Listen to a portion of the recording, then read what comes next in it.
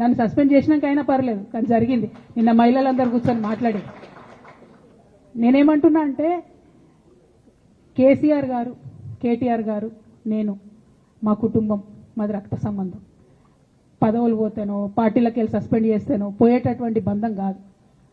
కానీ ఎవరైతే vested interest ఉన్న పార్టీలు ఉంటారో, పార్టీలో ఉండి కేవలం డబ్బు సంపాదించుకోవాలనేటటువంటి ఒక ఆలోచనతో, వ్యక్తిగత లబ్ధి పొందాలనేటటువంటి ఆలోచనతో ఉన్నటువంటి వ్యక్తులు, వాళ్ళకి కావాల్సింది ఏంది? మేము ముగ్గురం కలిసి ఉండొద్దు, మా కుటుంబం బాగుండొద్దు, మా కుటుంబం విచ్ఛిన్నమైతేనే వాళ్ళకి అధికారం వస్తుంది.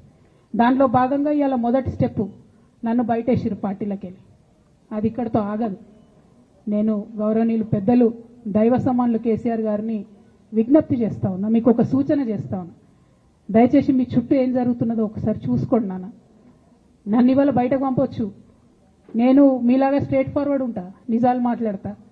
నేను ఉద్యమం నేపథ్యం నుండి వచ్చిన కాబట్టి నాగ్గా ఉన్నది లేనట్టుగా, లేనిది ఉన్నట్టుగా, మోసం చేయాలని చెప్పో ఇంకోటి చేయాలని చెప్పో మాట్లాడను. స్ట్రేట్ ఫార్వర్డ్గా ఇష్యూస్ మాట్లాడతా కాబట్టి నన్ను ఇలా బలి చేసి పర్వాలే. కానీ రేపటి నాడు ఇదే ప్రమాదం రామన్నకు కూడా పొంచుంది, రేపటి నాడు ఇదే ప్రమాదం మీకు కూడా పొంచుంది. అల్టిమేట్గా బీఆర్ఎస్ పార్టీని హస్తగతం చేసుకోవడానికి జరుగుతున్నటువంటి కుట్రలో భాగంగానే ఇవాళ నన్ను ఎలిమినేట్ చేయడం జరిగింది.